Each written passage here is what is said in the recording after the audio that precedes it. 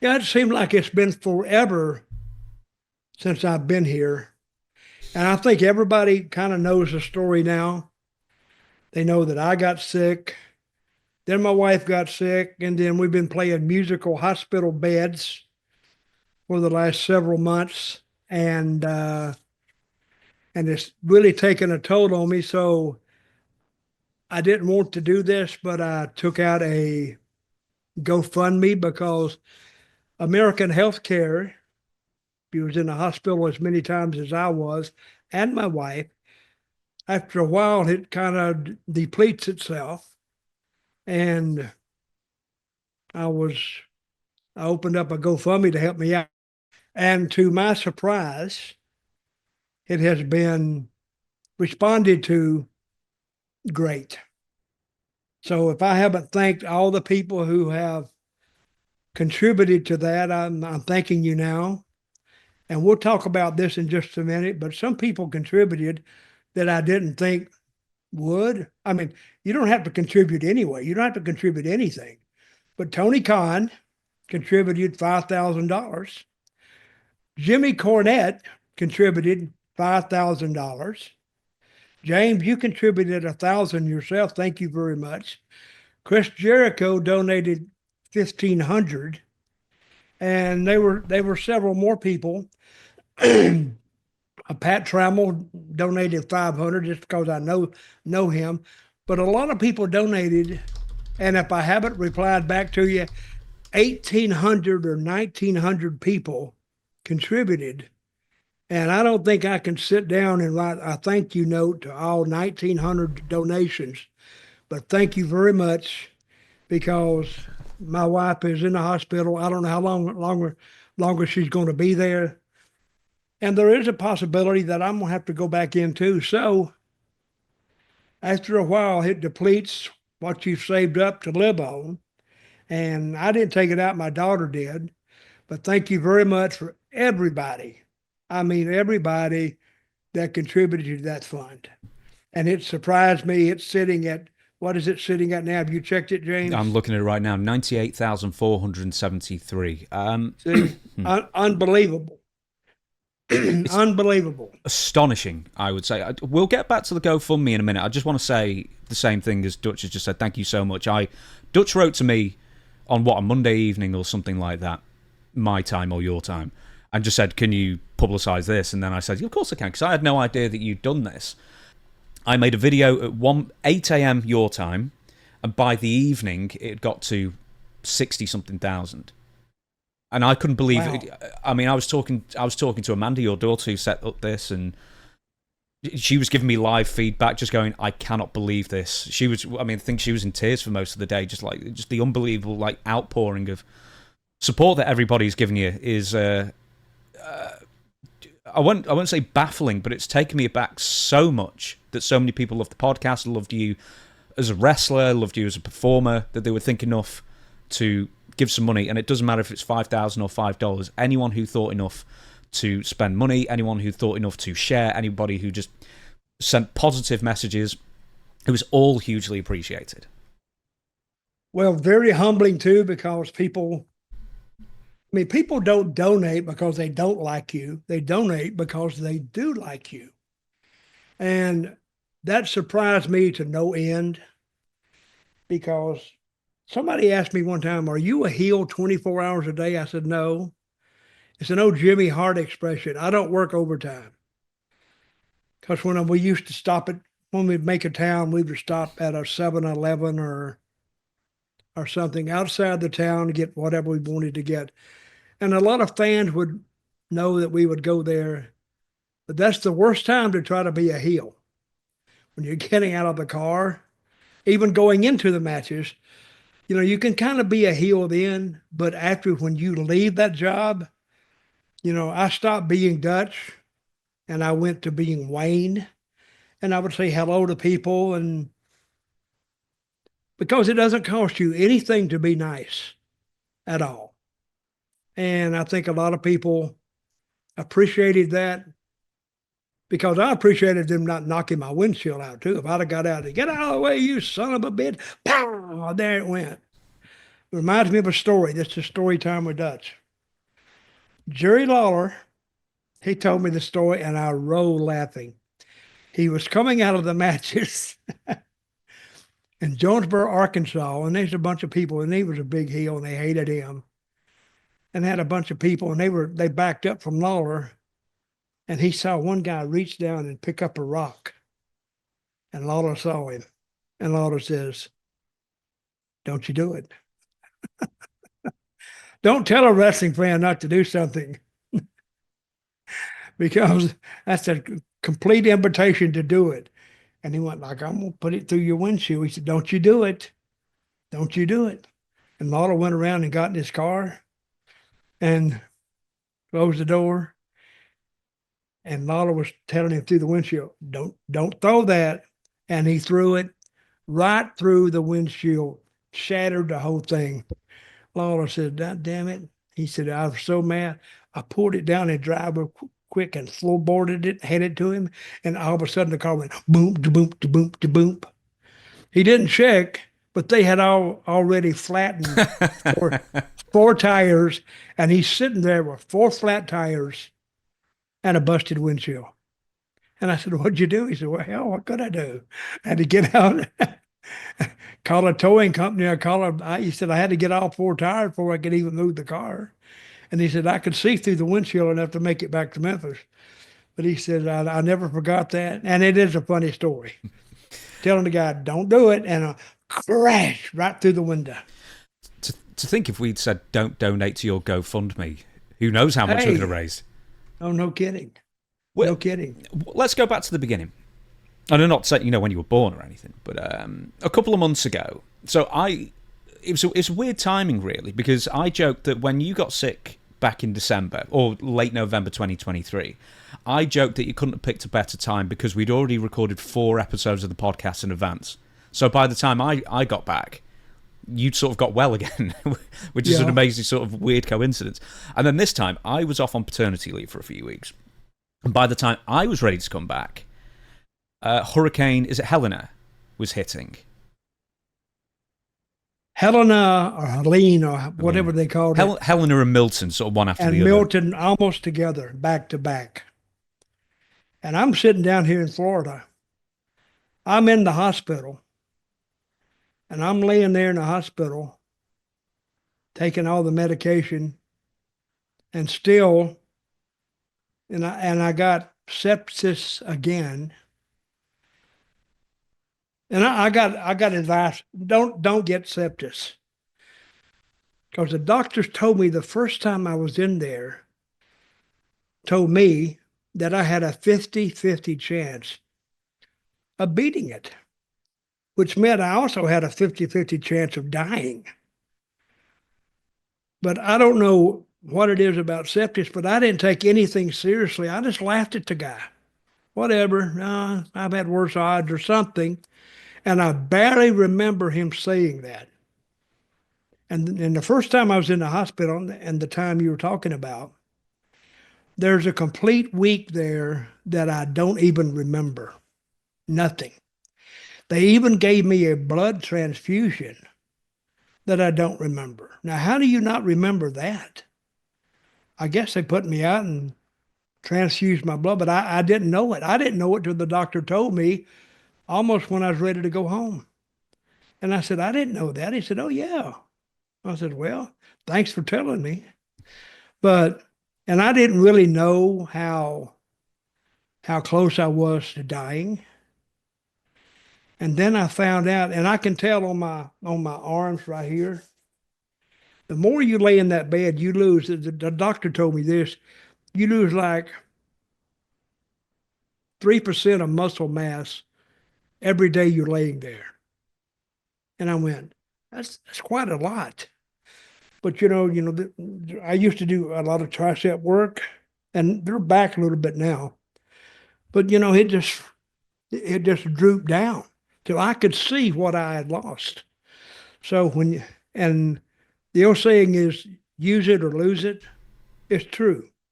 Because if you don't use it, it's going to go away. And that's why. And if I'd have stayed in that hospital bed, I think 30 more days, 30 more days, I wouldn't have made it. But I did, and I'm back, but I don't remember a lot of it. And I don't even know how many times I was in the hospital this past year. Well, I sort of got my wires crossed then because I thought the hurricane had hit first, but I remember now that you were already in the hospital when the hurricane did hit. So take us back a few days earlier then. So when did you realise you were feeling sick again? What happened? Because I don't know the story. The first time or the hurricane time? No, the hurricane time in the last month or so. I forgot what happened. I think I just got the feeling. I just got the feeling. They say when you get septic, you're like you're on the nod all the time. You really can't stay awake. And my daughter noticed it again. Are you okay? And I was speaking gibberish, she said. So I went to the hospital and to the ER, and they sent me right to the hospital. So I'm back in there, and the hurricane's coming. I knew that. And then in that hospital, hospitals are built to withstand weather conditions. And so, and it was like this hurricane would never get through Florida. I never know. I've never heard of a hurricane coming out of Mexico, going across the whole Caribbean or the Gulf of Mexico, and then re-entering Florida and going across the state and coming out the other side. That's a distance of at least 1,000 miles. I've never heard that before, but it did. It rained and it rained and it rained. Now I'm worried about my house, and my house did get damaged a little bit. I had a big tree fall on the roof that I had repaired, but it was a bad time for the whole state of Florida, or the whole middle of Florida, Central Florida. And my area didn't get flooded, but like 3 or 4 streets over, it did. So, and the people were like in 3 feet of water. And it did a lot of damage. Over, billions and billions and billions of dollars of damage in the state of Florida. Plus, then this hurricane went up and went through Georgia, then hit North Carolina, and you saw what damage it's done in North Carolina. It's like the biggest storm I've ever seen in my life. And when it came through here, I was laid in a hospital bed looking out the window, looking at it. But all I was seeing was you can't see wind, but all I saw was rain, and you could see the trees blowing like 120-mile-an-hour winds. So was it just sepsis as well? No, I thought you also had pneumonia later as well in the hospital. I had E. coli. Good. I had that. And staph infection. Jesus. So I was reading, you get a review of your hospital stay, and I'm reading E. coli, sepsis, then I read down, then it's staph, and I went, what? I didn't know I had all this stuff till I read my review, or it says what happened to you in the hospital. The doctors fill this out. In case you go to another doctor, he can read it and tell you what happened. But yeah, I came very, very close to not making the cut, not making the turn. You kicked out at 2.9. Every wrestler loves a wrestling analogy when it comes to yeah. health. 1, 2, yo! You're the king of the false finish this last 12 months, it seems. And I don't want to take it back to wrestling all of a sudden, but this is a podcast about wrestling. But I think they kick out. I mean, they overdo that. Kick out right at 3. Guys, shorten it down just a little bit, because everybody does the same thing, plus the face. Oh, God. The guy can't believe his opponent kicked out right at 2.9 on a 3 count. And I bet everybody said, oh, come on, guys, do something different. Okay, continue. Who else can we knock? Oh no, no, oh, trust me, there's going to be someone we're going to be knocking like a son of a gun in a bit. Let's talk about the GoFundMe a bit more then. So I don't understand quite how it works. So essentially, even though you've got good insurance, it reminds me of the Kevin Sullivan situation earlier this year where, yeah, so he had really good insurance, but he just got too sick for too long, and you only get so many credits or so many days for a year. Well, I found out you have a time limit, and they won't kick you out if you're dying, but you're going to owe that bill. You're going to owe the bill, and it starts out at $150 a day, I think. Then it goes to $450 a day. Then after 30 days or whatever, it goes to, if you don't go to a nursing home, then I heard it goes to $850 a day. Now, who in the hell can afford that? Almost $1,000 a day. That's $65,000. Not quite, but over 300,000. Nobody can afford that. And that's times two. That's times two as well, because you and your wife as well have both managed to get sepsis at the same time. So just like it's tremendously awful fortune in that sense. Well, and I never found out where the sepsis came from, or the E. coli, or the staph. I never found out, and they don't know where it came from. So now I'm sitting here. What is? I don't, and then I had a thorough cleaning of my house. And hopefully if it was a germ or a virus lingering, they could clean it up. But I mean, you just can't walk in and say, oh, there it is right over there. Clean that up or clean this up, or, you just, and that's what life is. Now, granted, we only got a certain number of years to live. And that could have been my time that I missed. The second time could have been the time that I missed. And I can't remember right now because it really affects your memory. It really does. When I was in the hospital the first time, I thought I was in like North Korea or something. My daughter was telling me, she said, you were talking about you were in North Korea. And I went, no, I didn't. Yeah, you were. She said, I didn't know what you were talking about. And I said, well, hell, don't ask me because I don't know what I was talking about either. But anyway, it does affect your mind, and it affects a lot of things. And I wouldn't wish that on my worst enemy. I really wouldn't, because it's a confusing state to be in. With the GoFundMe, I imagine very much so it wasn't an easy decision for you to make, because I just figured that's not the kind of thing that you would do unless you were really a wit's end kind of thing. Am I reading that right? I paid out a lot of money this year, and I asked my daughter, I wish you wouldn't do that. But sometimes you do things you don't want to do. And this is not necessarily for right now, but it's for later on. In case my wife stays in the hospital or I have to go back. And of course, it won't last forever. But at least I got through this part of it with a lot of help, like the Beatles song with some help from my friends. What's that called? Yeah, with a little help from my friends. Yeah, was that a Beatles song? Oh yeah, Sergeant Pepper. Yeah, yeah, and really appreciated all the help that I got, and it is humbling. Like I said, people don't give you money just to give you money for the hell of it. They give it because they kind of like you and they want to help you out. And I've said thank you, and I can't say it enough, but 1,800 donations. So thank you, 1,800 people. 2,000 now.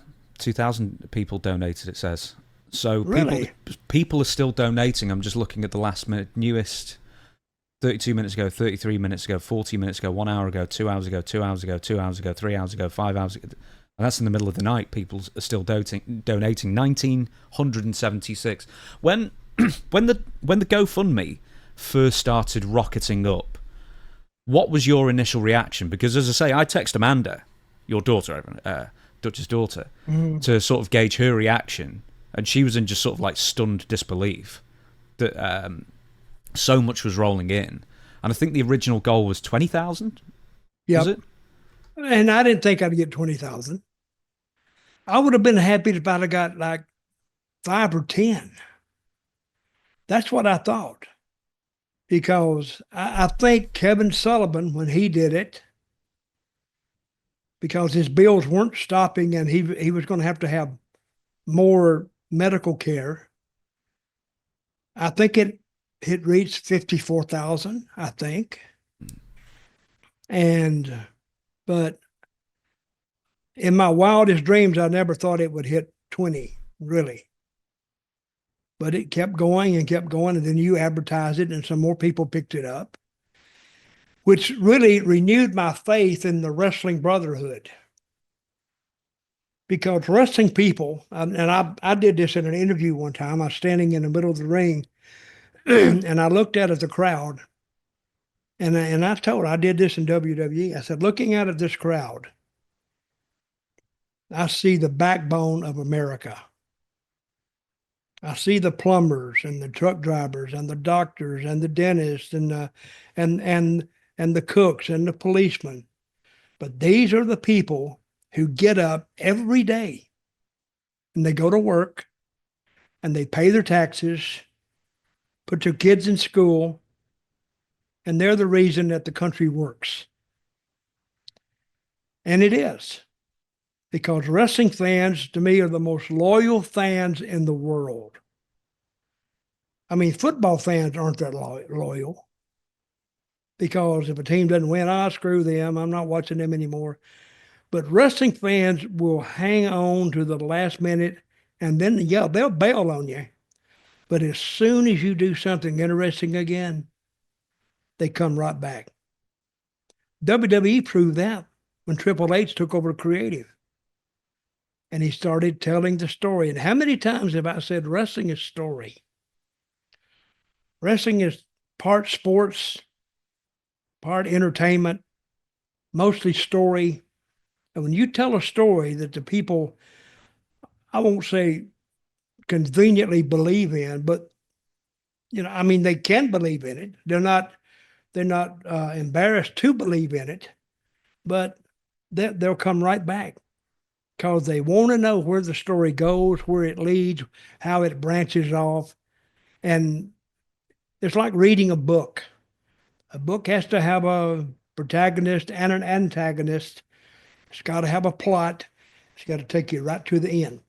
Except wrestling, guess what? Never ends. It never ends. 52 weeks a year, they're telling the story year after year after year after year. Which makes you think that creative is so valuable to the wrestling enterprise, and they got to keep thinking. I mean, where something ends, when I booked, I never ended anything. I always kept it alive because the fans never forget. And I've seen WWE do this. 2 guys hated each other, and then 4 weeks later, they're teaming up for no apparent reason. But if they had a reason, now that's a little different. Now you can make sense of what they do. But if you can't make sense of it, don't do it. But if you take your time, you can make sense of that. That makes sense? Mm-hmm. You ought to say, no, shut up. No, it doesn't make sense. Shut up, you rambling bastard.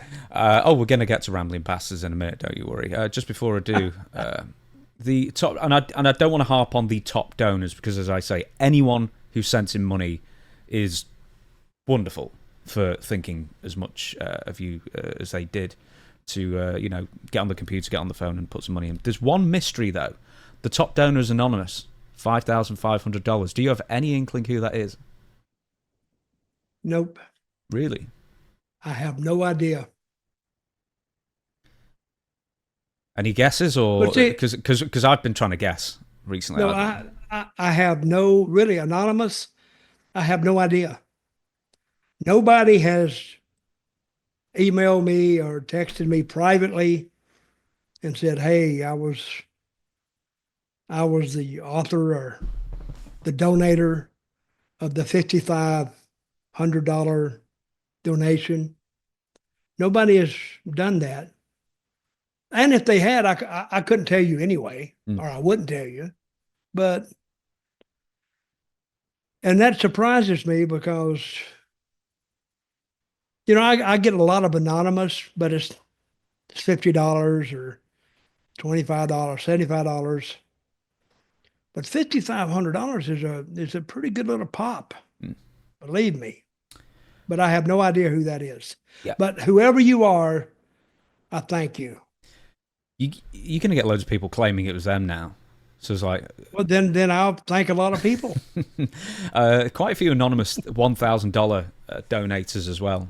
But yeah, once again, as I say, all the money's going to Dutch's wife's continued care because she's just had bowel resectioning, emergency bowel resectioning surgery, which is, aside from the fact being incredibly high risk in her case as well, it's just a long, horrible recovery process as well. Dutch may have to go back into the hospital at some point relatively soon if his care needs to be continued as well, so it's all going to go to that. But as I say, you know, it's just an incredible number, you know, nearly $100,000 and nearly 2,000 donators. It's amazing. So I don't think there's anything else we need to say about that, is there? Or shall we move on, or is there anything else you want to mention? Well, just that I appreciate every donation that was made by every person, and it surprised me and it surprised you. I remember you wrote not that long ago that you expected it to hit the way it was moving. You expected it to hit 50,000 by the end of the day. Did you say that? I may have done, yeah, on Twitter, maybe, yeah. Maybe. Or I maybe couldn't believe that. I honestly couldn't believe that. No, I couldn't either. And I thought, James is not going to hit that. It just won't do it. But it did. Again, thank you. Thank you, everybody. Thank you from the bottom of my heart.